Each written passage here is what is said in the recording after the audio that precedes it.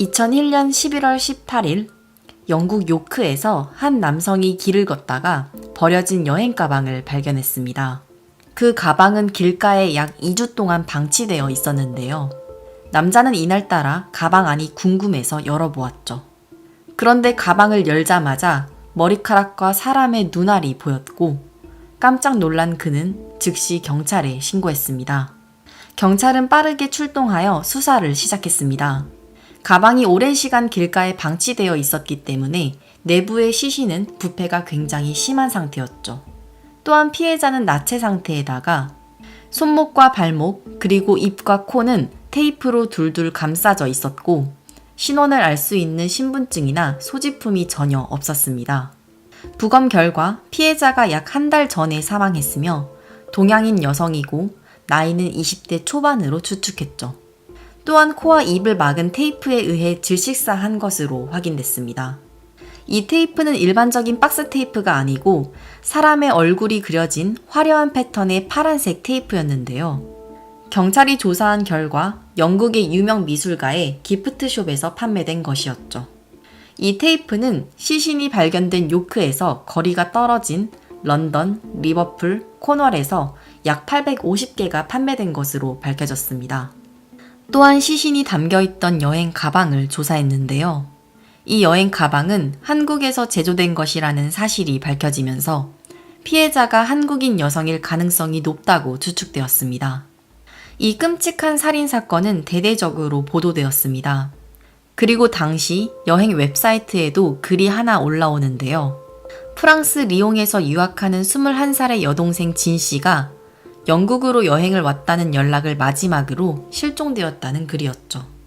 그리고 영국 리즈 대학교에서 유학 중이던 한국인 경찰이 얼마 전 웹사이트에서 읽었던 실종 여동생 진 씨가 이번에 여행 가방에서 발견된 피해자가 아닐까 추측했고 영국 경찰 측에 알려서 협조했습니다. 그래서 진 씨의 주민등록증 뒷면에 있는 엄지손가락과 대조 작업을 했지만 시신에서 지문이 제대로 채취되지 않아서 확인하는 데 실패했습니다. 하지만 한국에서는 주민등록증을 처음 만들 때 엄지뿐만 아니라 모든 손가락의 지문을 보관한다는 사실을 알고 다시 한번 협조를 받아 대조 작업을 해본 결과 피해자의 신원이 한국인 여성 진 씨라는 사실이 확인되었죠. 이렇게 해서 피해자의 신원은 확인이 되었지만 여행 가방 속에 남겨진 범인의 DNA나 CCTV도 없었기 때문에 더 이상 수사는 진전되지 못하고 사건은 미궁으로 빠졌습니다.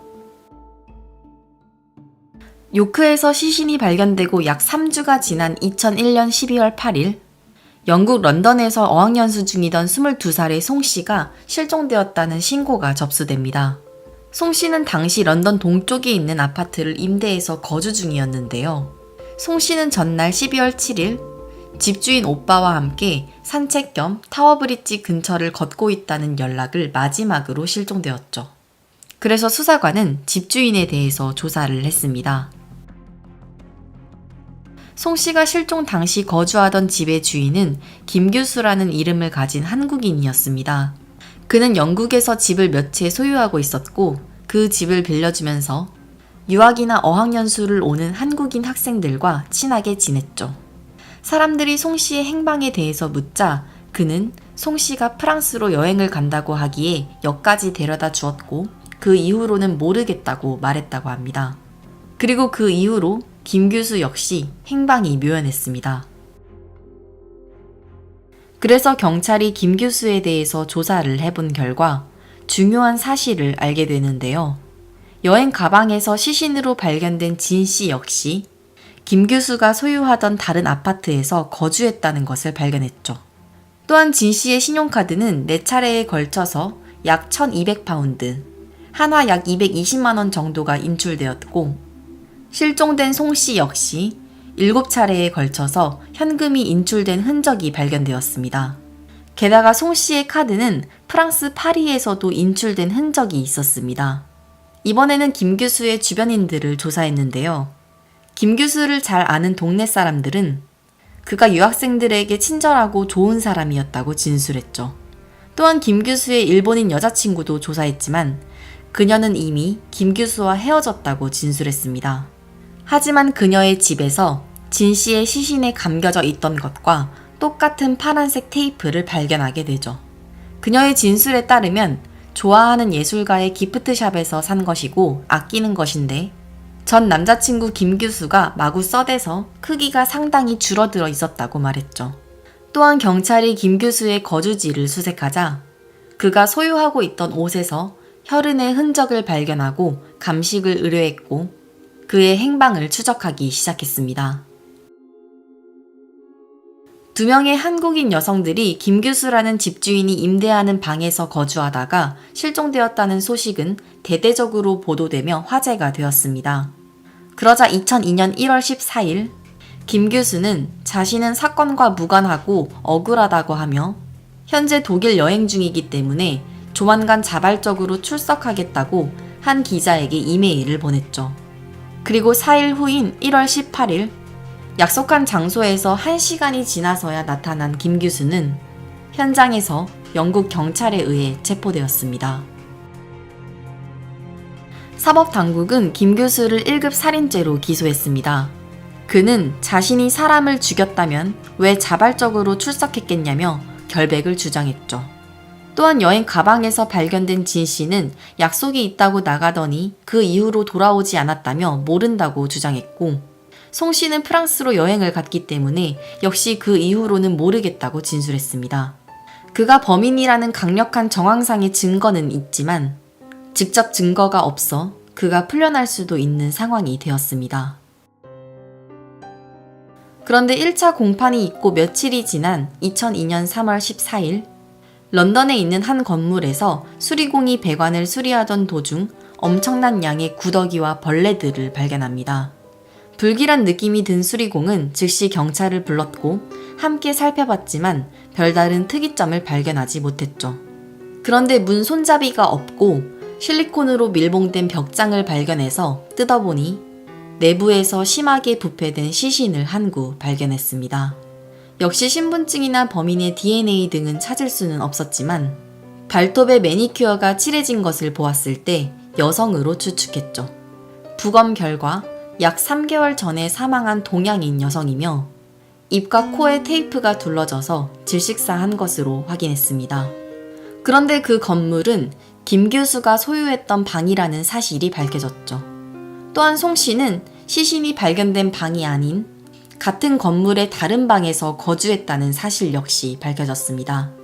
따라서 치아 등으로 신원 조사를 해본 결과 벽장 속에서 발견된 시신은 송 씨로 확인되었습니다. 김규수는 한국에서 태어나고 자랐으며 결혼을 했지만 부인을 폭행하고 감금하는 사건으로 인해서 이혼을 하게 되었습니다. 그리고 전과 기록도 생겼죠. 그래서 영국에서 집을 사서 임대업을 하면서 새로운 삶을 시작했던 것입니다. 그리고 2001년 10월 26일 자신의 집에서 사흘간 거주했던 진 씨를 살해한 후 며칠 동안 자신의 집 옷장 속에 시신을 숨겨두었다가 여행 가방에 담았습니다. 그리고 며칠 후 렌트카를 이용해서 노스 요크셔까지 가서 도로변에 시신이 든 가방을 유기하고 왔죠. 실제로 경찰이 그가 빌린 차량을 조사한 결과 트렁크에서 진 씨의 혈흔을 발견했습니다. 그리고 며칠 후에는 자신의 집에서 거주하던 송 씨 역시 살해한 후 벽장 속에 유기하고 피해자들의 신용카드에서 돈을 인출했던 것이죠. 그러고 나서 김규수는 자신이 자주 가는 단골 식당의 종업원에게 돈을 주면서 파리에 가서 돈을 인출해달라고 부탁했죠. 그래서 경찰들이 피해자가 프랑스로 간 것으로 생각하도록 수사에 혼선을 주려고 했습니다. 또한 그는 독일 여행 중이기 때문에 조만간 자발적으로 출석할 것이라고 이메일을 보냈었지만 사실은 사건이 일어나고 단 한 번도 영국을 떠난 적이 없었던 것으로 확인되었습니다. 이렇게 해서 시신에 사용된 테이프, 그의 옷과 렌트카에서 발견된 혈흔, 그가 소유하던 집에서 나온 송 씨의 시신 등이 증거로 채택되었습니다. 김규수는 끝까지 자신의 무죄를 주장했습니다. 하지만 법정에서 최후 진술을 포기했죠. 영국에서 이것은 유죄 인정이나 다름없었기 때문에 결국 그는 2003년 3월 25일 2건의 1급 살인죄로 2번의 종신형을 선고받았습니다. 하지만 그가 끝까지 진술을 거부했기 때문에 왜 무고한 여성들을 죽인 것인지 이유는 밝혀지지 않았습니다. 다만 경찰은 김 교수에게 빚이 있었기 때문에 금전적인 동기가 있지 않았을까 추측했습니다. 김 교수는 현재도 영국 교도소에서 복역 중입니다.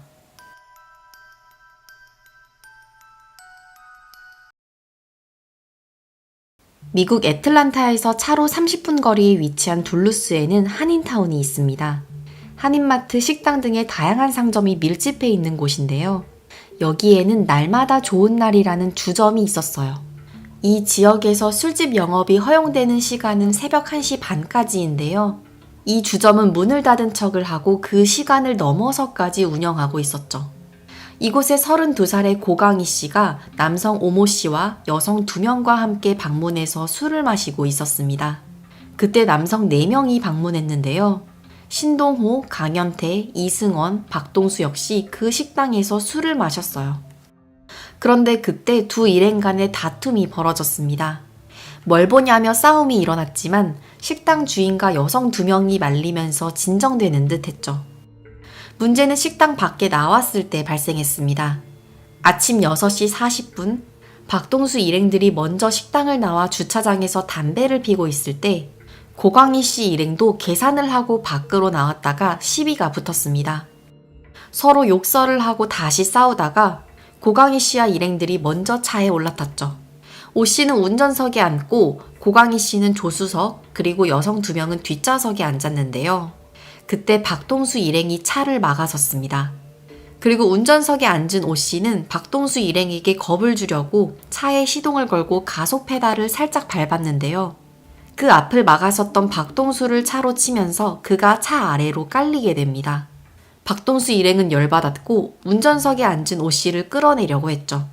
하지만 문을 열 수 없었고 조수석에 타고 있던 고강희 씨를 끌어내리는 데는 성공했어요.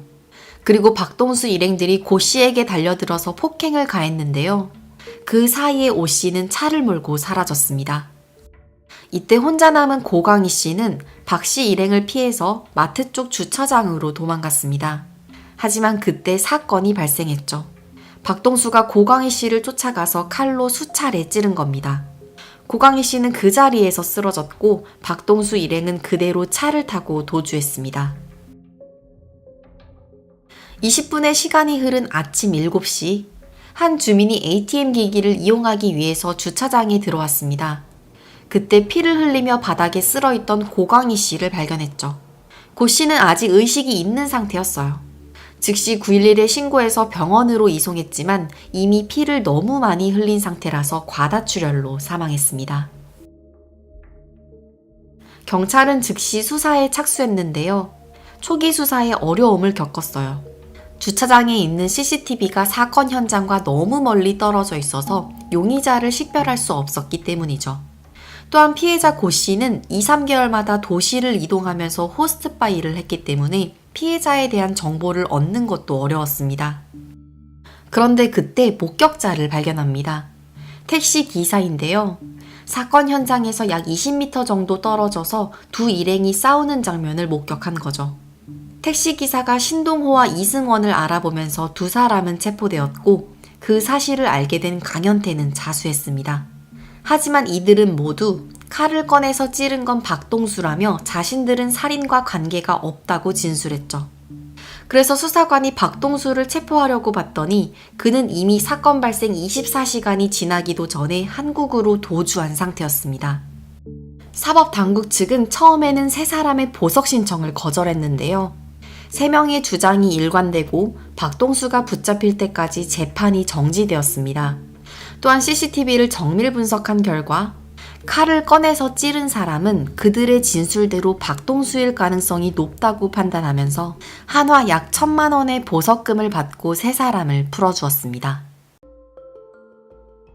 그렇게 6년의 세월이 흐른 2017년, 미국 측은 한국에 범죄인 인도조약을 청구하면서 박동수를 잡아달라는 요청을 했습니다. 서울경찰청 국제수사팀이 박동수에 대해 알고 있는 정보는 한정적이었어요. 주민등록증에 등재된 그의 얼굴 사진 한 장과 주민등록 번호, 그리고 박 씨가 한국으로 입국할 때 제출한 입국 신고서 한 장뿐이었는데요. 수사팀은 일단 그가 제출한 거주지를 찾아가 봤더니 주소지가 식당이었어요. 한국으로 들어올 때 거짓 주소를 제출한 거죠. 그는 철저하게 숨어 살고 있었는데요. 2013년에 경기도 고양시에 있는 이비인후과를 들른 것 외에는 주민번호를 사용한 적이 없었습니다. 그래서 경찰은 한국에 살고 있던 박 씨의 친누나를 추적했죠. 박 씨는 미국에서 엄마와 살고 있었고 그의 친부와 누나는 한국에서 살고 있었는데요. 박 씨는 아버지와 연을 끊었습니다. 그래서 당시 그가 한국에서 연락할 수 있는 유일한 가족이 누나였기 때문이죠. 경찰은 서울시 서대문구의 누나 집 앞에서 며칠을 잠복했지만 박 씨의 흔적은 찾을 수 없었습니다. 그래서 이번엔 누나의 통화 내역 10만 건을 확보해서 분석했는데요. 그 중에서 주기적으로 통화하면서 휴대폰 전원을 항상 꺼놓는 번호를 발견했어요. 40일 동안 휴대폰이 켜져 있던 시간이 10시간밖에 되지 않았죠. 주로 잡힌 위치는 서울시 서대문구와 일산이었습니다. 따라서 경찰은 일단 이 휴대폰의 주인이 박 씨일 가능성이 높다고 판단하고 체포작전에 돌입했습니다.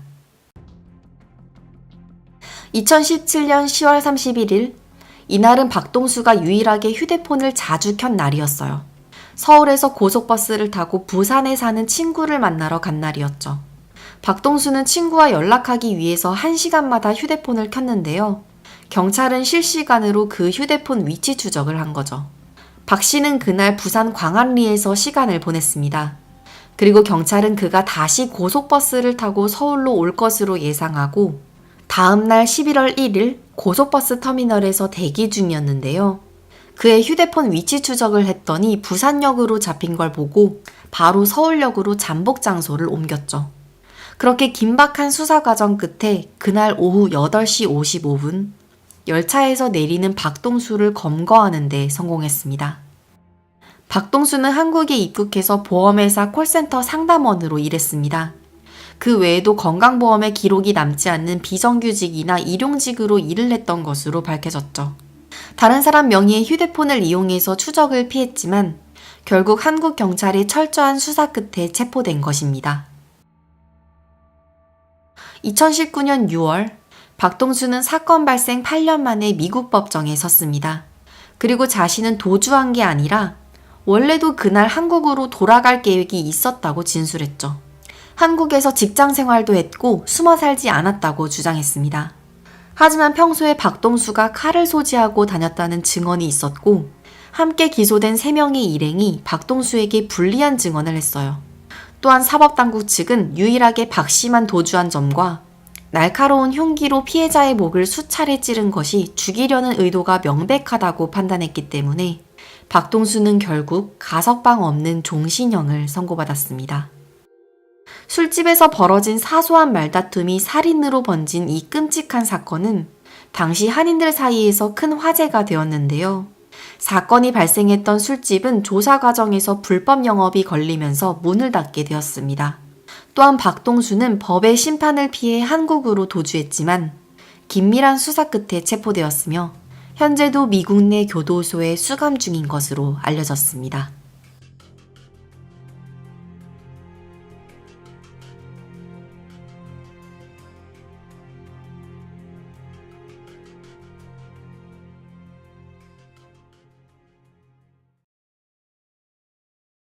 (1996년 8월 16일) 미국 필라델피아에는 앤서니 슈레더라는 77살의 노인이 혼자 살고 있었는데요. 그는 세계 2차 대전에 참전한 군인 출신이었어요. 전쟁이 끝나고 고향으로 돌아오고 나서는 에크미 마켓 창고 직원으로 평생을 성실하게 일하다가 은퇴했죠. 그는 결혼도 하지 않았고 자식도 없었어요. 11남매여서 가끔씩 조카와 연락은 했지만 작은 연립주택에서 혼자 살고 있었죠. 사건 당일은 여름이었고 한밤중이었는데요. 앤서니는 너무 더워서 그날따라 잠이 오지 않았습니다. 그래서 현관문은 열어두고 방충망 문만 닫아둔 채로 거실에서 TV를 봤죠. 다만 그의 집에 도둑이 든 적이 있어서 앤서니는 거실에 총을 두고 있었습니다. 그런데 TV를 한참 보고 있는데 문 밖에서 미세하게 사람의 인기척이 들렸어요. 그래서 앤서니는 총을 들고 조심스럽게 문 앞으로 다가갔는데요. 방충망 문 밖에는 아시안 10대 남성 4명이 서 있었습니다. 그리고 한 사람이 앤서니를 보자마자 방아쇠를 당겼죠. 그 총알은 방충망을 뚫고 앤서니의 가슴에 명중했고 그는 그 자리에서 사망했습니다. 한편 총소리를 듣고 이웃이 경찰에 신고했습니다. 하지만 이웃은 단지 총성만 듣고 경찰에 신고했을 뿐이고 피해자는 현장에서 사망했기에 목격자가 없었죠. 범인들은 아무것도 훔치지 못했고 지문조차 남겨진 게 없어서 몇 달간 수사가 진척되지 못했습니다. 그런데 수사팀이 인근에서 벌어진 강도 사건을 조사하는 과정에서 범행 방식이 유사하고 같은 총기를 사용한 범인을 붙잡게 됩니다. 그래서 자수를 하면 형량을 감경해주겠다는 조건을 내걸었고 가해자 중 한 명이 자수를 하면서 범인을 잡을 수 있었죠. 가해자들은 필라델피아에서 활동하던 아시안 보이즈 갱단의 멤버들이었습니다. 그들은 유흥비를 마련하기 위해서 집을 털기로 모의했는데요. 앤서니 슈레더가 혼자 산다는 사실을 알고 범행 장소로 정했죠. 28살 성인 남성 2명이 운전을 하고 길에서 망을 받고 14살 3명과 19살의 데이비드 남이 집 안으로 침입하기로 약속했습니다. 그 중에서 19살의 데이비드 남이 앤서니를 총으로 쏜 거죠. 그들은 모두 체포되었습니다. 데이비드 남의 한국 이름은 남대현입니다. 그는 한인 교포 2세인데요. 미국으로 이민 온 한국인 부모님 밑에서 태어났어요. 남 씨의 아버지는 미국 현지에서 섬유업체 등의 여러 가지 사업을 했는데 이게 크게 성공하면서 상당한 재력을 쌓았죠. 그 덕분에 남대현도 부유한 집안에서 자랐습니다. 그는 초창기에는 학업도 열심히 하는 평범한 학생이었지만 사춘기에 접어들면서 나쁜 길로 빠졌어요. 특히 필라델피아 일대에서 악명을 떨치던 범죄 조직인 아시안 보이즈에 가입했죠. 그리고 갱단 멤버들과 함께 혼자 살거나 현관문이 열려있는 집들을 대상으로 강도질을 했습니다. 사건 당일인 그날도 남대현은 갱단 멤버들과 함께 범행을 저지르려고 했어요. 하지만 예상 외로 피해자에게 발각되자 홧김에 총을 쏘는 살인을 저지른 거죠. 그가 체포되고 나서 법원은 보석금을 100만 달러로 책정했습니다. 미국에는 보석금 공탁 제도가 있는데요. 10%를 현금으로 법원에 내면 일단 석방해주고 나머지 90%는 담보나 보증으로 대체할 수 있는 제도입니다. 남대현의 아버지는 10만 달러, 하나 약 1억 원이 넘는 돈을 현찰로 내고 아들을 데려왔죠. 그리고 보석의 조건으로 남 씨의 발목에는 전자발찌가 채워졌습니다. 남 씨는 재판을 기다리는 동안 부모가 사는 랜스데일로 가택연금 명령이 내려졌어요. 그래서 그는 법원 출석이나 허가된 병원 진료 외에는 외출이 불가능했는데요. 놀랍게도 그는 1998년 3월 어느 날 미국을 빠져나와 한국으로 도피하는 데 성공합니다. 그는 당시 한국 국적을 유지한 이중 국적 소유자였어요. 그래서 재판을 앞두고 전자발찌를 끊고 한국 여권을 가지고 한국으로 온 거죠. 이때 남 씨의 부모 역시 미국에서 정착했던 기반을 모두 포기하고 아들과 함께 한국행 비행기에 몸을 실었습니다. FBI 측에서는 그를 공개수배 명단에 올렸는데요. 그의 도피를 도와준 아버지 남기영 씨도 필라델피아 경찰의 수배가 되었습니다. 그리고 남대현은 도망자 신세가 되었습니다. 그는 한국에 입국한 후로는 친척집을 전전하다가 경상북도 경주시에 있는 도자기 공장에 취업해서 숨어 지냈는데요. 도피 생활을 한 지 1년째가 되던 1999년 3월 3일 그는 체포됩니다. 90년대부터 2000년대 초까지 KBS에서 방영됐던 공개수배 사건 25시라는 방송이 있었어요. 당시에는 TV를 많이 보던 시절이라 이 프로를 통해서 검거된 용의자들이 많았죠. 한국계 FBI 요원이었던 이승규 씨도 이 방송의 파급력을 알고 있었습니다. 그래서 직접 KBS에 방문해서 사건을 설명하고 남대현 수배 방송을 해달라고 요청했죠. 그리고 예상은 적중했어요. 남대현 편이 방송되자마자 경주의 한 호텔 직원이 그를 봤다면서 제보를 했죠. 또한 남대현 역시 공개수배 방송을 보고 충격을 받아서 더 이상 도피가 어려울 걸로 판단하고 직접 경찰서에 자수하려고 나왔는데요. 그때 마침 제보를 받고 출동한 경찰에 붙잡히면서 그는 방송 송출 4시간 만에 체포되었습니다. FBI 필라델피아 지부장은 한국 방송의 위력에 놀라면서 검거에 도움을 준 KBS에 감사하다고 밝혔어요. 하지만 그는 하루 만에 풀려났습니다. 남 씨가 체포된 건 1999년 3월인데요. 그때는 한국과 미국 사이에 범죄인 인도 조약의 효력이 발생하기 전이었습니다. 양국의 비준을 모두 마치고 정식적으로 법 집행이 발효된 건 9개월 후인 1999년 12월에서야 시작되었죠. 그래서 그 당시에 남대현을 가둬둘 만한 법적 근거가 없는 상태였습니다. 또한 한국으로 입국한 것은 남대현이라는 한국인이기 때문에 불법 체류가 아니라서 미국으로 추방시킬 수도 없었죠. 그래서 그는 검거된 지 하루 만에 석방되었습니다.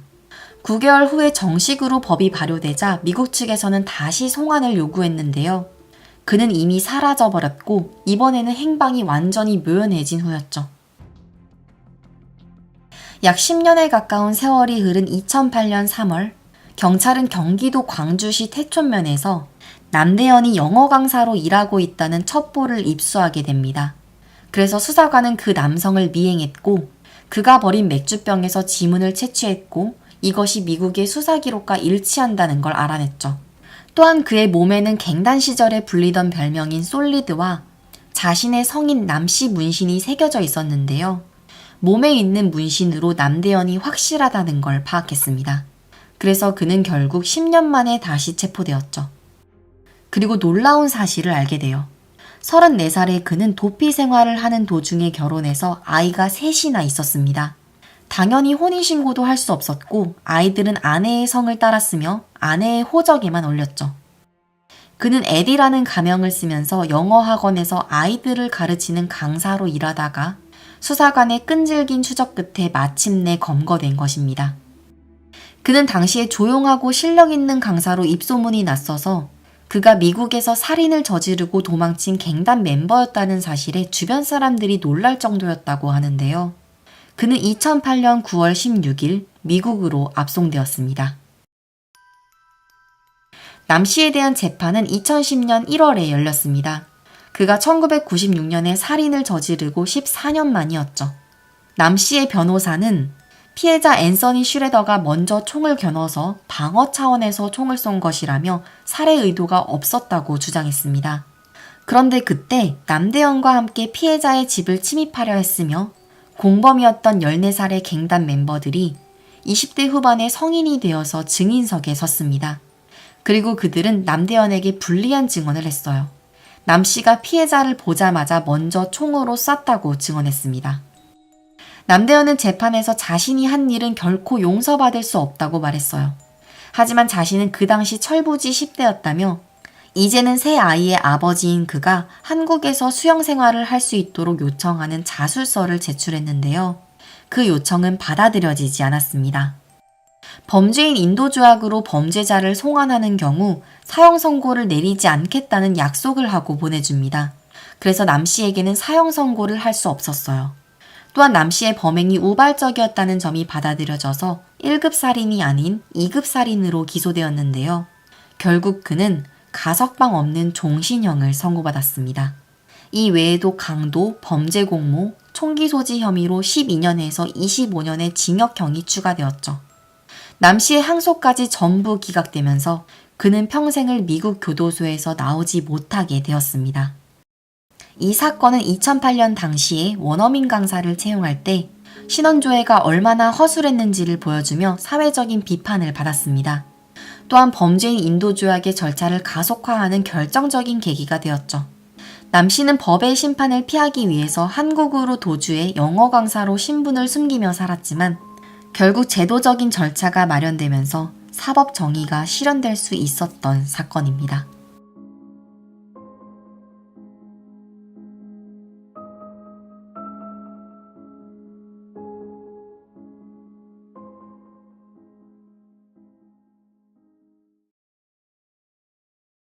줄리아나는 사건 당시 21살이었습니다. 그녀는 애리조나에서 자랐는데요. 모델과 배우의 꿈을 안고 LA로 이주했죠. 줄리아나는 산타모니카 인근에 거주하며 대학교도 다니고 식당에서 일을 하며 생활비를 벌었습니다. 그러면서도 틈틈이 뮤직비디오에 출연하거나 잡지 촬영을 하면서 자신의 꿈을 이루어가고 있었죠. 그렇게 생활한 지 2년째 되던 2008년 3월 16일 일요일 아침. 그날도 줄리아나의 엄마는 평소처럼 딸에게 전화를 걸었습니다. 하지만 연락을 받지 않았죠. 줄리아나는 아무리 바빠도 전화를 받았고 상황이 안 되면 메시지라도 남겼기 때문에 처음엔 대수롭지 않게 여겼는데요. 오후 6시가 되어도 아무런 답장이 없자 불안함을 느끼고 경찰에 신고했습니다. 딸의 집에 가서 확인을 해달라고 말이죠. 경찰이 줄리아나의 집에 방문했을 때 집 문은 굳게 닫혀 있었습니다. 아무리 문을 두드려도 응답이 없는 데다가 현관에는 소량의 핏자국이 보이자 결국 강제로 문을 열고 들어갔습니다. 그리고 집안 침실에서 줄리아나의 시신을 발견하면서 곧바로 살인사건으로 수사를 시작했습니다. 처음에 경찰이 집 문을 열자마자 느낀 것은 가스 냄새였습니다. 또한 탁자 위에는 양초가 켜져 있었죠. 자칫하면 폭발할 수도 있는 위험한 상황이었습니다. 몸싸움이 있었던 듯 집안은 엉망이었는데요. 바닥에는 목걸이가 끊어져 있었고 커피 테이블 다리가 부러져 있었습니다. 접시가 깨져서 바닥에 조각들이 떨어져 있었는데 접시 조각 일부에는 피까지 묻어 있었습니다. 또한 복도에서 침실까지 혈흔이 길게 이어져 있었습니다. 집안을 감식해본 결과 문 손잡이부터 접시, 줄리아나의 옷과 목까지 많은 양의 DNA가 검출되었죠. 보안 시스템은 여전히 작동 중이고 강제 침입의 흔적이 없었기 때문에 줄리아나가 문을 열어주었을 것으로 판단했습니다. 시신을 부검해본 결과 사인은 질식사로 판명되면서 범인이 그녀의 목을 졸라 살해한 것으로 밝혀졌습니다. 따라서 수사관은 범인이 줄리아나를 살해한 후 가스 폭발로 현장을 은폐하려 했을 것으로 추정했는데요. 줄리아나가 살던 집은 오래되어서 가스가 계속 새어나왔기 때문에 실패했고 그래서 많은 양의 DNA가 그대로 남아 있었던 것입니다. 수사관은 DNA 감식에 들어갔고 동시에 탐문 수사를 시작했습니다. 줄리아나의 이웃들에 따르면 전날 밤 토요일 9시 50분 정도에 가구 움직이는 소리와 비명소리를 들었다고 증언했습니다. 또한 사건 현장에서 발견한 그녀의 핸드폰에는 그 시각에 911에 신고하려 했던 시도가 있었는데요. 연결이 되기도 전에 끊어졌죠. 수사관들은 줄리아나 사망에 대한 단서를 찾기 위해서 친구와 가족들에게 접근했고 한 사람이 주요 용의자로 떠올랐습니다. 줄리아나의 남자친구 존이었습니다. 존은 줄리아나와 거의 2년 동안 만나고 헤어짐을 반복했습니다. 또한 그가 폭력적인 성향이 있어서 줄리아나의 집을 침입한 적도 있었고 차문을 발로 찬 적도 있었죠. 줄리아나가 사망한 토요일 밤 당일에 마지막으로 연락했던 사람도 존이었기 때문에 상당히 의심스러웠고 수사관들은 그를 신문했습니다. 존은 줄리아나가 사망했던 당일 그녀와 연락한 것을 인정했습니다. 게다가 사실은 사망 당일에도 그녀와 싸웠다고 했죠. 존은 줄리아나와 계속 문자를 주고받다가 파티에 간다고 연락을 했는데 그때부터 답장이 없었다고 합니다. 존은 일단 파티에 갔고 다음날 아침이 되어서도 여전히 연락이 없자 그녀의 집 앞으로 찾아갔는데요. 아무리 문을 두드려도 응답이 없어서 그냥 그대로 돌아갔다고 증언했습니다. 수사관이 CCTV를 확인하고 목격자들의 진술을 받아 존의 행적을 조사한 결과 그는 줄리아나가 살해된 시각에 파티에 있었던 것으로 확인되었습니다. 그의 알리바이가 증명되면서 그는 확실하게 용의선상에서 제외되었습니다. 존이 범인이 아니라고 판단한 것에는 더 분명한 이유가 있었습니다. 줄리아나의 집에서 채취한 DNA 조사 결과가 나왔는데 여성의 것으로 확인되었죠. 그래서 그녀의 주변인들 중에서 여성만 41명을 추려서 DNA를 수집했지만 그 중에서도 일치하는 사람은 없었습니다. 사건이 점점 미궁으로 흘러갈 무렵 줄리아나의 아버지가 한 가지 증언을 했습니다. 딸이 전에 사귀던 남자친구 유에이다가 수상하다고 말했습니다. 무니어 유에이다는 사건 당시 41살로 줄리아나의 전 남자친구였습니다. 그는 레바논 출신으로 성공한 외과의사였고 돈이 굉장히 많았죠. 그는 식당에 갔을 때 줄리아나를 보고 첫눈에 반해서 자신의 병원에서 일하도록 일자리를 주선해 주었습니다. 그러다가 두 사람은 20살의 나이 차이에도 불구하고 연인 관계로 발전했습니다. 줄리아나는 유에이다의 베버리힐스 집에서 함께 살기도 했는데요. 주변인들의 증언에 따르면 유에이다가 줄리아나에게 거의 집착에 가까운 모습을 보였다고 합니다. 그는 줄리아나에게 과도하게 잘해주었고 결혼 이야기까지 꺼냈습니다. 심지어 그녀의 21살 생일 때 람보르기니를 선물로 사주려고 했죠. 이것에 큰 부담을 느낀 줄리아나는 선물을 거절하고 그와 헤어졌고 산타모니카 인근에 있는 집으로 이사했습니다. 두 사람의 연인 관계는 끝이 났지만 친구로서 연락은 계속 주고받았습니다. 심지어 라스베가스에서 줄리아나의 생일을 함께 축하하기도 했죠. 그러다가 유에이다가 줄리아나의 아버지에게 일자리를 제안했습니다. 줄리아나의 아버지 그렉은 약사였는데요. 함께 제약 사업을 하자고 제안한 것입니다. 아버지 그렉은 좋은 제안이라 반가웠지만 선뜻 그 제안을 수락하지 않았고 유에이다가 어떤 사람인지 알기 위해서 뒷조사를 해보았습니다. 그리고 그 결과는 놀라웠습니다. 알고 보니 유에이다는 레바논에서 이미 결혼해서 자녀가 셋이나 있는 유부남이었습니다. 게다가 줄리아나에게 나이도 속였죠. 이 사실을 알게 된 아버지가 줄리아나에게 말했고 그녀는 충격을 받아 유에이다에게 다시는 연락하지 말라고 했습니다. 유에이다는 줄리아나에게 연락할 방법이 없자 그녀의 아버지에게 접근해서 사업을 계속하자고 제안했는데요. 유에이다가 2001년에 의료장비를 구입하고 대금을 갚지 않아서 고발당한 전과가 있는 것을 확인하고 결국 아버지 그렉은 사업 제의도 거절했습니다. 그러고 나서 일주일 후에 줄리아나가 살해된 것입니다. 유에이다에게 범행 동기가 있을 것으로 보고 그를 강력한 용의선상에 올렸습니다. 하지만 문제는 DNA 증거는 여성의 것이었죠. 또한 줄리아나가 살해될 당시 유에이다는 미국에 없었습니다. 따라서 경찰은 유에이다가 어떤 식으로든 연관되어 있을 것을 의심하고 그의 주변 행적을 조사했는데요. 그가 자주 만나던 켈리박이라는 여성이 유력 용의자로 떠오르게 됩니다. 켈리박은 사건 당시 44살로 유에이다의 부동산 중개업자로 일했습니다. 그녀는 유에이다에게 무려 100만 달러, 하나 약 13억 원 이상을 받았습니다. 특히 줄리아나가 살해되기 직전에는 25만 달러, 하나 약 3억 5천만 원을 받았는데 이건 부동산 중개업 비용치고는 과한 금액이라 의심스러웠습니다. 또한 켈리는 겉보기에는 부동산 중개사로 보였지만 사실은 유에이다에게 고용되어 대금을 대신 받아주거나 사람들을 협박하는 일을 했다는 사실을 알게 되었습니다. 그래서 수사관은 켈리박의 행적을 감시하다가 그녀가 버린 담배꽁초를 수거했습니다. 그리고 그녀의 DNA가 사건 현장에서 나온 것과 일치하는 것을 확인하면서 켈리박은 살인 혐의로 체포되었습니다. 켈리박과 줄리아나는 서로 전혀 모르는 사이였습니다. 유일한 연결고리는 두 사람 모두 유에이다와 아는 사이인 것뿐이었죠. 수사관은 유에이다가 켈리박에게 청부살인을 의뢰했을 것으로 추정했습니다. 하지만 유에이다는 켈리박이 체포되자마자 외국으로 도피했기 때문에 법정에 세울 수 없었습니다. 켈리박에 대한 재판은 2013년에 시작했습니다. 검찰은 사건 현장에서 발견한 다량의 DNA가 켈리박과 일치하는 것으로 보아 그녀가 범인이 확실하다고 했습니다.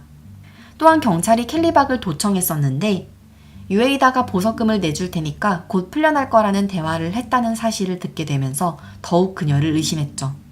실제로 켈리박은 350만 달러, 하나 약 50억에 가까운 보석금을 내고 석방되었는데요. 이 돈도 유에이다가 지원해 주었을 것으로 추정되었습니다. 하지만 켈리박의 변호사는 DNA 증거만으로는 범인으로 단정할 수 없다고 주장했습니다. 켈리박은 유에이다의 집에 자주 방문했는데요. 줄리아나가 유에이다의 집에서 동거했을 당시 수건과 접시 등 물건들을 챙겨갔고 그 과정에서 켈리박의 DNA가 묻었을 거라고 주장했습니다. 그리고 심지어 줄리아나의 남자친구였던 존이 의심스럽다고 주장했죠. 치열한 법적 공방이 지속되었는데요. 배심원단은 일주일 넘는 고심 끝에 2013년 6월 켈리박에게 무죄를 선고했습니다. 목격자도 없고 자백도 받지 못한 상태에서 DNA 증거 하나만으로는 살인을 했다는 결정적 증거로 받아들이기 어렵다는 것입니다. 그렇게 켈리박은 무죄를 판결받고 풀려났습니다. 이 결과를 듣고 줄리아나의 유가족들은 무죄가 나올 줄은 생각도 못했다며 충격을 받았습니다. 켈리박이 살인 혐의에 대해 무죄를 받고 풀려난 지 2년째가 되던 2015년, 그녀는 다시 한번 사기죄로 기소되었습니다. 유에이다와 함께 보험회사를 속여서 1억 5천만 달러, 하나 약 2천억을 강취한 혐의였죠. 한편 유에이다는 켈리박이 줄리아나 살인 혐의로 체포되었을 당시 멕시코를 거쳐서 레바논으로 도피한 것으로 알려졌습니다. 그는 레바논에서 가족들과 함께 사는 것으로 알려졌죠. 유에이다의 변호사는 그가 장기 해외여행을 갔다고 주장했지만 그는 사건 이후로 절대로 미국으로 돌아오지 않았습니다.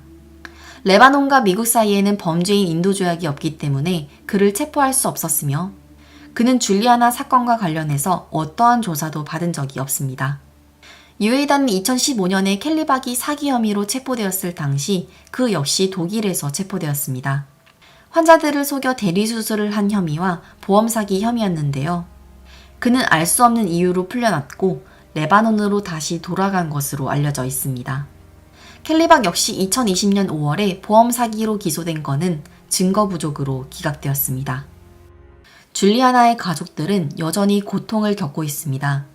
그녀의 어머니는 딸의 방에서 그림을 그리며 예술을 통해서 딸과 연결감을 느끼고 슬픔을 극복하려고 노력했죠. 배심원 제도에 대해서 비판하기도 했는데요. 줄리아나의 어머니 패트리샤는 2015년 9월에 유방암으로 사망했습니다. 이 사건은 명백한 DNA 증거에도 불구하고 정의가 실현되지 않은 비극적 사례로 남았습니다. 특히 핵심 용의자로 의심되는 유에이다는 재판에 서지도 않았고 범죄인 인도조약의 허점을 이용해서 법망을 피하고 있죠.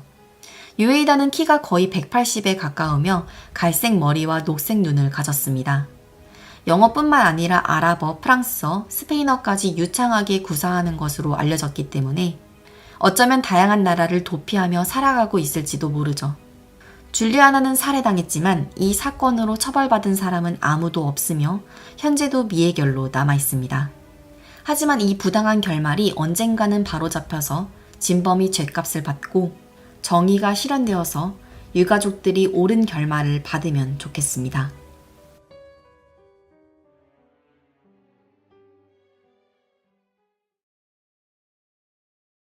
테리 라스무센은 1943년에 콜로라도주 덴버에서 태어났습니다. 그는 해군에 입대했다가 몇 년 만에 제대하거나 전기 기술자로 일하는 등 직업을 자주 바꿨는데요. 테리는 1969년에 결혼해서 첫 번째 부인과 자녀 4명을 낳았지만 그는 가족들을 자주 폭행했습니다. 그래서 폭행 혐의로 경찰에 여러 번 체포되었고 결국 이혼하게 되었죠. 그는 그 이후로 정체를 숨기고 여러 가지 가명을 사용해서 미국 전역을 옮겨 다니며 살았는데요. 그러다가 1986년에 5살짜리 리사라는 딸과 함께 캘리포니아주 스코츠밸리라는 마을에 정착하게 되죠. 그는 5살 딸 리사를 방치했습니다. 테리에게 리사의 친모는 어디 갔냐고 물으면 암에 걸려서 죽었다고 하거나 교통사고를 당했다고 하는 등 수시로 말을 바꿨기 때문에 주변 사람들은 그를 상당히 수상하게 생각했죠. 이웃의 한 노부부는 5살인데도 장난감 하나 없이 아빠와 트레일러에서 지내는 리사가 안타까웠습니다. 그래서 그 이웃은 그의 방치를 보다 못해서 리사를 입양하겠다고 제안했는데요.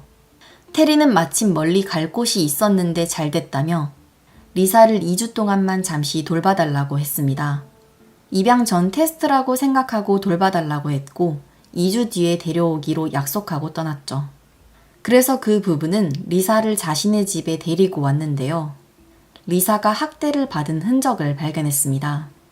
또한 약속했던 2주가 지나도 테리가 리사를 데려가지 않자 그 부부는 경찰에 신고했습니다.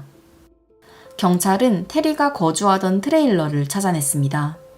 그리고 트레일러에 남아있는 그의 지문을 감식해 보았는데요. 과거에도 여러 차례 차량 절도 등의 혐의로 고발되었다는 사실을 알게 됩니다. 하지만 그는 이미 종적을 감춰버렸죠. 그래서 결국 체포에는 실패했고 리사는 아동보호센터에 입양되었습니다. 그러다가 1999년 캘리포니아주 리치먼드에서 화학자로 일하던 전은순 씨는 레리라는 남자를 알게 됩니다. 레리는 전 씨의 집 지붕을 고쳐주다가 처음 만났고 연인 관계로 발전하게 되죠. 그런데 레리라는 남자는 신원이 불분명한 사람이었습니다.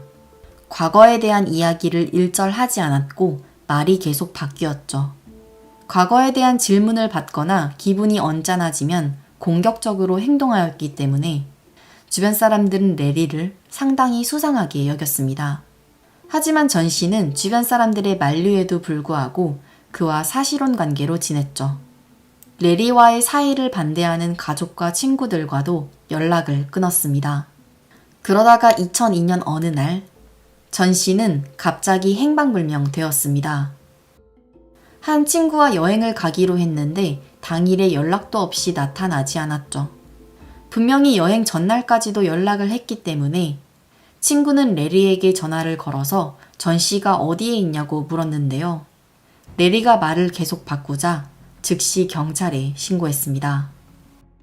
경찰은 레리를 조사하기 위해서 경찰서로 소환했습니다. 그리고 그를 조사하면서 특이한 점을 발견했죠. 그의 이름으로 운전면허증을 포함해서 어떠한 기록도 발견되지 않았습니다. 그래서 경찰은 그를 수상하게 여기고 지문 채취를 요청했는데요. 의외로 그는 지문 채취에 순순히 응했죠. 그는 과거에도 수십 번 경찰의 조사를 받아봤기 때문에 지문 감식에 며칠이 소요된다는 점을 노린 것입니다. 그래서 불구속 상태로 수사에 협조하다가 결과가 나오기 전에 도망치곤 했는데요. 2002년의 감식 기술은 80년대와는 달리 놀라울 정도로 발전해 있었습니다. 그래서 결과가 몇 시간 만에 금방 나왔죠. 감식 결과 레리라는 남자가 과거에 5살 딸 리사를 학대한 혐의로 용의선상에 올랐지만 도주해버린 테리라는 사실이 밝혀집니다. 그래서 그는 그 즉시 체포되었습니다. 그리고 경찰이 그의 집을 수색한 결과 차고에서 약 1.5m 높이의 고양이 모래더미를 발견했는데요. 그 모래더미를 파보자 그 안에는 전 씨의 시신이 발견되었습니다. 테리 라스무센은 2003년 15년형을 선고받았습니다. 그리고 이때 한 수사관은 리사의 DNA 검사를 시행했는데요. 리사의 DNA 검사 결과 테리가 친부가 아닌 것으로 밝혀졌습니다. 따라서 당시 5살이었던 리사가 테리에게 납치당한 것으로 추측되었죠. 수사관은 테리 라스무센을 신문했지만 그는 리사를 모른다며 지속적인 추궁에도 절대로 대답을 하지 않았습니다. 그리고 그는 교도소에서 복역한 지 7년째가 되던 2010년에 폐암으로 사망했죠. 그러면서 리사의 친부모가 누구인지는 미궁으로 빠지게 됩니다. 한편 경찰은 리사의 친부모를 찾아주기 위해서 DNA를 데이터베이스에 등록하고 가계도를 추적했는데요. 2015년에 드디어 리사의 외할아버지를 찾는 데 성공합니다. 그리고 그 결과 리사의 본명은 던이며 리사의 친모는 데니스라는 사실이 밝혀지죠. 리사의 외할아버지의 증언에 따르면 리사의 친모 데니스는 1981년에 한 남자를 만나게 되는데요. 그 남자는 자신의 이름이 밥이라고 했죠. 밥은 지속적으로 데니스와 가족들의 사이를 이간질했고 데니스는 결국 가족들과 사이가 나빠졌다고 합니다. 그리고 6개월 된 리사를 데리고 밥이라는 남자와 홀연히 사라졌죠. 하지만 리사의 외할아버지는 실종신고를 하지 않았습니다. 그 당시 데니스와 밥이 주변에 돈을 빌리고 갚지 않아서 빚을 많이 진 상태였기 때문에 야반도주를 했다고 생각했죠. 전은순 씨의 경우 친구가 빠르게 실종신고를 하면서 테리 라스무센을 체포할 수 있었던 것입니다.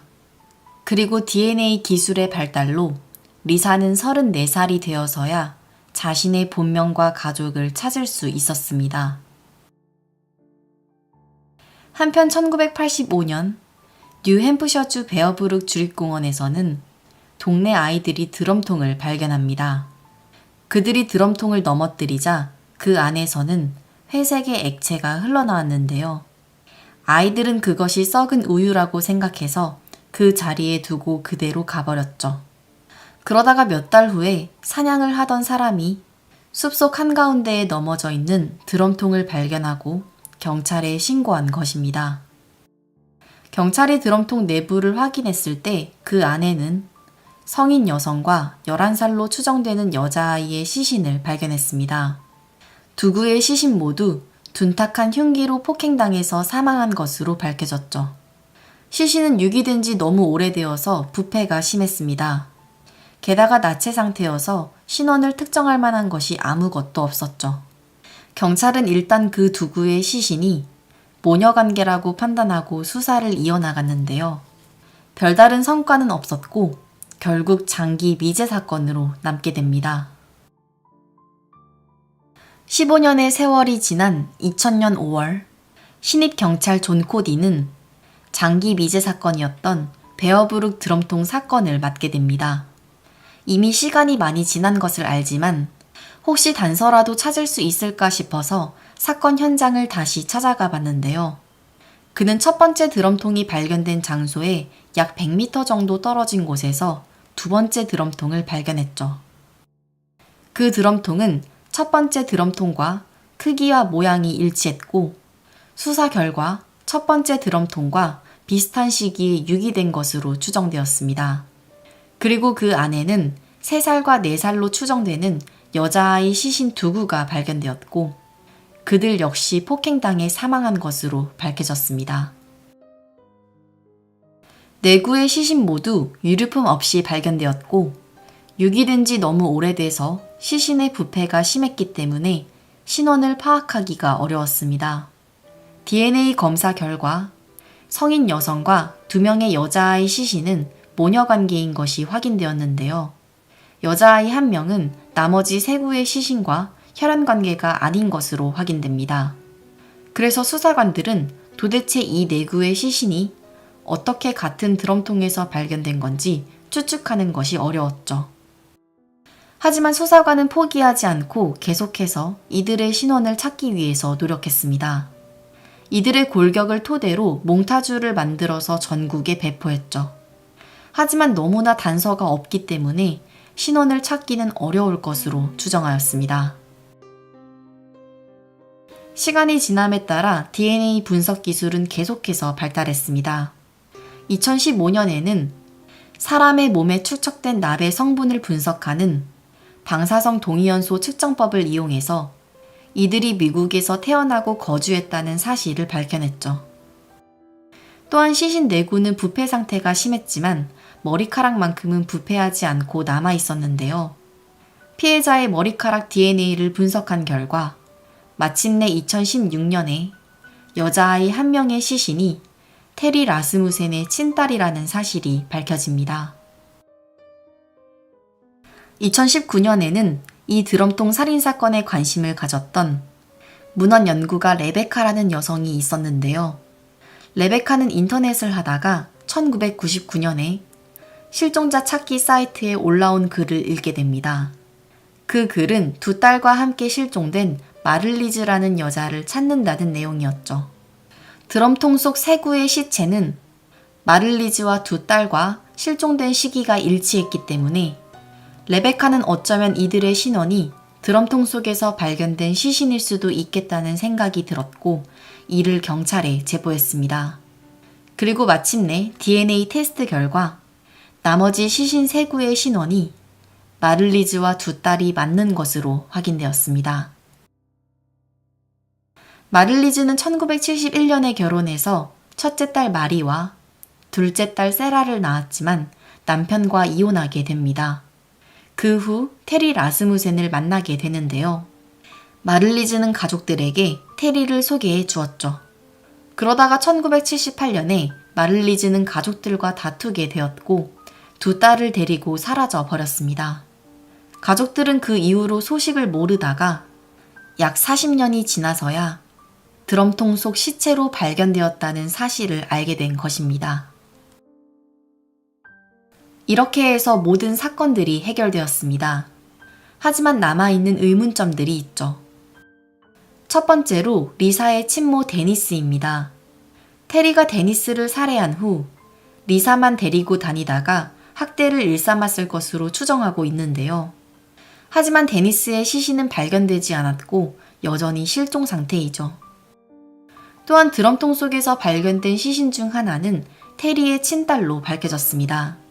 하지만 테리가 출생신고조차 하지 않았기 때문에 친모가 누구인지도 여태까지 밝혀지지 않았죠.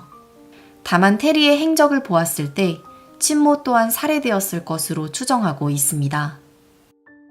테리는 미국 전역을 돌아다니면서 가명으로 살았는데요. 그가 뉴햄프셔주에서 거주했을 당시 그가 살던 집 근처에서 5건의 실종 사건이 보고되었죠. 따라서 이 5건의 실종 사건의 범인이 테리 라스무센일 가능성이 높은 것으로 추정하고 있습니다. 하지만 그가 이미 사망한 데다가 사건이 너무 오래되었기 때문에 현재도 장기 미제 사건으로 남아 있습니다. 테리 라스무센은 피해자와 가족들 사이를 이간질해서 피해자를 고립시키고 자신에게 의존하게 만들었습니다. 그 후 피해자를 폭행해서 살해했죠. 이뿐만 아니라 그는 행정상의 허점을 공략했는데요. 미국은 국토가 넓고 주 경찰 간의 수사 공조가 쉽지 않은 점을 이용해서 지역을 계속 이동하며 신분 세탁을 하며 살았죠. 또한 80년대에는 지문 확인에 오랜 시일이 걸린다는 점을 학습하고 구속되지 않은 상태로 수사에 적극적으로 협조해주다가 신분이 확인되기 전에 도망가는 수법을 사용했습니다. 테리 라스무센의 첫 번째 부인과 4명의 자녀들은 이혼했기 때문에 살아남을 수 있었습니다. 특히 테리의 첫째 딸 다이애는 베어브룩에서 발견된 드럼통 살인사건을 보고 자신 역시 아빠와 계속 살았다면 피해자가 되었을지도 모른다고 생각했습니다. 그래서 유전자 대조를 위해서 DNA 샘플을 제공하고 다른 피해자들을 찾기 위해서 협조하고 있죠. 테리 라스무센의 연쇄살인 사건들은 DNA 수사 기법이 발달하면서 해결될 수 있었는데요. 40년 이상 지난 사건의 증거물들을 모두 보관하고 끝까지 추적했기 때문에 테리가 사망한 후에도 여죄를 확인할 수 있었죠. 따라서 경찰은 현재도 수많은 미제 사건들과 테리 라스무센의 연관성을 수사하고 있으며 여죄를 밝혀내기 위해서 노력 중입니다.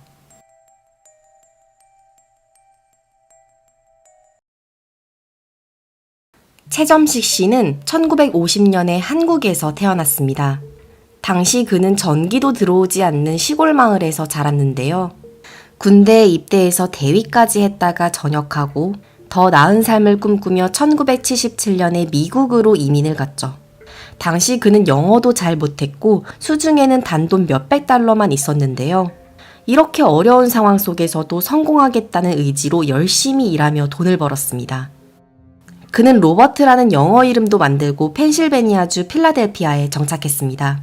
그리고 여기서 7살 어린 한국 여성 제니스를 만났는데요. 두 사람 모두 성실했기 때문에 마음이 잘 맞았어요. 그래서 결혼하고 나서 함께 미용용품점을 차렸는데 쉬는 날 없이 열심히 일한 덕분에 사업이 번창했죠. 그들은 필라델피아 근교에 있는 노스웨일스의 큰 저택을 구입하고 채 씨는 필라델피아 협회장까지 역임할 정도로 성공했습니다. 그런데 2009년 1월 9일 새벽 5시경 채 씨는 아내와 출근하려고 차고 문을 열었는데요. 채 씨가 차에 시동을 걸고 아내가 차고 안에서 신발을 신고 있을 때 갑자기 3명의 강도들이 들이닥치더니 부부를 위협했죠. 강도들은 채 씨의 두 손과 발, 심지어 얼굴까지 결박한 다음에 채 씨를 심하게 구타했습니다. 그리고 또 다른 한 명은 아내 제니스에게 금고에 있는 현금을 내놓으라고 협박했죠.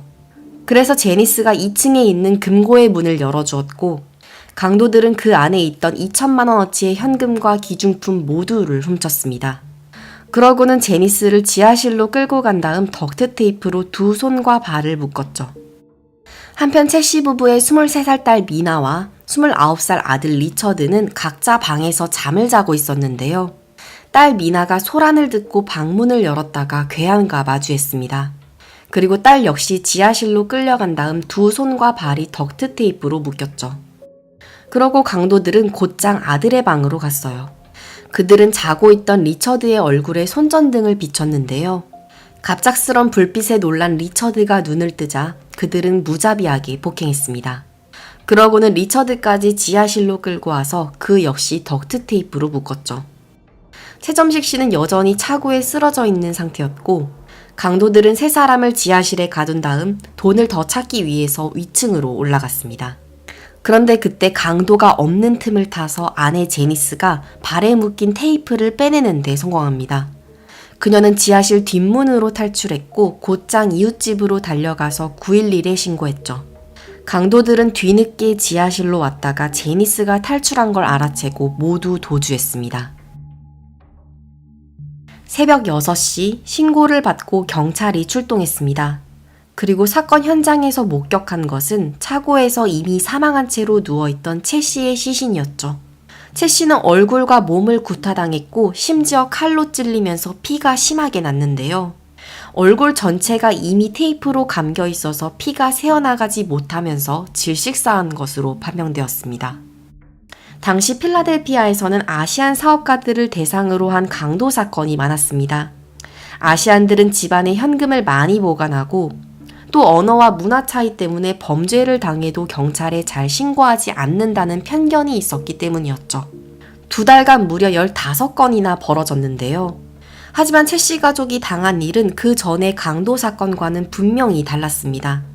그 전까지 아시안 사업가를 대상으로 한 강도 사건들은 돈만 훔치고 재빠르게 달아났지만 이들은 이미 몸이 묶여 있어서 움직일 수도 없는 채 씨를 칼로 찌르고 폭행해서 살해했기 때문이죠. 또한 보통 범인들은 복면으로 얼굴을 가리는데요. 그들은 채 씨네 가족이 자신들을 봐도 상관없는 것처럼 얼굴을 전혀 가리지 않았습니다. 따라서 채 씨네 가족 전체를 살해할 계획이 있었지만 예상 외로 아내 제니스가 탈출하면서 급박하게 현장을 빠져나갔을 것으로 추정했습니다. 또한 강도들이 금고의 위치를 잘 알고 있는 것으로 보아서 범행 대상을 무작위로 고른 게 아니라 처음부터 계획했을 것으로 추측했습니다. 지하실에서 발견된 테이프 조각에서 타액이 검출되었어요. 가해자 중에 한 명이 테이프를 입으로 끄는 거죠. 또한 차고에 버려진 라텍스 장갑 한 짝에서도 DNA가 검출되었습니다. 하지만 문제는 채 씨는 원한 관계가 없었기 때문에 대체 누가 채 씨에게 해를 가한 건지 추정할 수가 없었죠. 아들 리처드는 시력이 워낙 나빠서 안경 없인 사물을 식별하기 어려웠습니다. 자다가 갑자기 끌려 나온 거라서 안경도 없었고 범인들의 얼굴을 제대로 보지 못했어요. 하지만 다행히도 아내 제니스와 딸 미나가 강도 2명의 얼굴을 정확하게 기억하고 있었죠. 그래서 그들의 진술을 토대로 몽타주를 만들어서 배포했는데요. 뉴스를 보고 한 이웃 주민이 제보했습니다. 사건이 벌어지기 전날 SUV를 탄 3명의 흑인 남성들이 채 씨 집 주변을 맴도는 걸 목격했다고 신고했죠. 또한 딸 미나는 중요한 사실을 기억해냈어요. 범인들이 누군가와 수시로 계속 통화를 했던 거죠. 따라서 범인 외에도 공범이나 조력자가 있었을 것으로 추정했습니다. 그래서 경찰은 사건이 일어난 시간대에 채 씨 집 주변에서 이뤄진 통신 기록을 모두 수집해서 조사했습니다. 그랬더니 그 시간대에 3대의 선불 휴대폰이 통화를 한 기록을 찾아냈죠. 그 중에서도 안젤로 신이라는 남성과 사건 전부터 주기적으로 통화했으며 사건이 벌어진 시간에도 계속 통화한 기록을 찾아냈어요. 경찰은 안젤로 신의 정체를 알고 경악했습니다. 25살의 안젤로 신은 제니스의 조카였습니다. 그는 고등학교 때 부모님이 한국에 가 있는 1년 반 동안 이모 제니스의 집에서 함께 살았죠. 채 씨 부부는 안젤로 신을 마치 아들처럼 잘 대해주었다고 합니다. 그는 심지어 채 씨가 운영하는 상점에서도 일했었고 사건이 일어나고 나서는 최점식 씨의 장례식에도 참석했었죠. 제니스와 2 자녀는 강도 사건을 겪고 나서 집에서 지내기 불안해했는데요. 그때 그가 유가족들을 자신의 집으로 초대해서 모두가 그의 집에서 지내고 있었던 상황이었습니다. 경찰은 우선 안전을 위해서 3사람을 안젤로 신의 집에서 나오게 했습니다. 그리고 조카가 범인이란 걸 알게 된 가족들은 큰 충격을 받았습니다. 사건 발생 20일째가 되던 2009년 1월 29일, 경찰은 신 씨를 소환해서 조사했는데요. 그는 범행을 부인했습니다. 하지만 경찰이 통화 내역을 증거로 제시하자 결국 자백했죠. 신 씨는 조셉 페이지라는 남성과 친해졌다고 진술했습니다. 그리고 그에게 자신의 이모부가 엄청 부자라고 자랑했어요. 이모네 집 금고에 10만 달러, 하나 약 1억 원이 들어있다고 자랑했죠. 조셉 페이지는 폭행과 강도 전과가 있었고 그는 안젤로에게 이모네 집을 털자고 제안했습니다. 그래서 그때부터 신 씨와 조셉은 범행을 공모했던 거죠. 조셉은 자신과 함께 집안을 털 공범으로 아마타디와 카이리피츠를 섭외했고 밖에서 망을 보고 운전해줄 3명을 추가로 모집했습니다. 그렇게 해서 총 7명은 채 씨네 집 금고를 털어서 1억 원을 나눠 갖기로 합의했죠. 신 씨는 이모네 집에서 살았던 적이 있기 때문에 집 구조와 금고의 위치, 그리고 부부의 생활 습관을 잘 알고 있었어요. 조셉은 이 정보를 토대로 채 씨 부부가 출근하는 시간에 집안을 급습한 것입니다. 하지만 금고에는 예상외로 2천만 원밖에 없었고 신 씨가 범행 후에 조셉에게 받은 돈은 고작 2,000달러, 하나 약 200만 원에 불과했습니다. 그리고 슬퍼하는 유가족들을 자신의 집으로 불러서 위로하는 척하면서 경찰의 수사 상황도 살폈던 거죠. 신 씨는 돈만 좀 갈취하려고 했을 뿐 살인까지 할 줄은 몰랐다고 주장했습니다. 조셉에게 왜 이모부를 죽였냐고 따졌지만 조셉은 채 씨가 반항을 해대서 어쩔 수 없이 살해했다고 진술했죠. 하지만 신 씨는 조셉과 범행을 공모할 당시 칼과 총, 덕트 테이프 등의 흉기를 챙긴 걸 알고 있었기 때문에 살인까지 할 줄 몰랐다는 주장은 받아들여지지 않았습니다. 2009년 9월 재판이 열렸는데요. 사건 현장에서 발견된 2개의 DNA는 조셉 페이지와 아마타디의 것으로 밝혀졌습니다. 채 씨를 살해한 2사람은 종신형을 선고받았죠. 하지만 함께 집안을 침입했던 19살의 카이리 피츠는 DNA 같은 직접 증거가 하나도 발견되지 않았다는 이유로 무죄를 판결받았습니다. 또한 밖에서 망을 보고 차량을 운전했던 공범 3명과 안젤로 씨는 3급 살인 혐의로 20년에서 40년형을 선고받았습니다. 어려운 환경 속에서도 아메리칸 드림을 일궈낸 최점식 씨는 58세의 나이로 사망했습니다. 그는 필라델피아 협회 회장을 역임하면서 흑인 사회를 위해서 장학사업까지 했었는데요. 그가 조카에 의해서 잔혹하게 강도 살해당했다는 소식은 많은 한인들을 충격에 빠뜨렸던 사건입니다.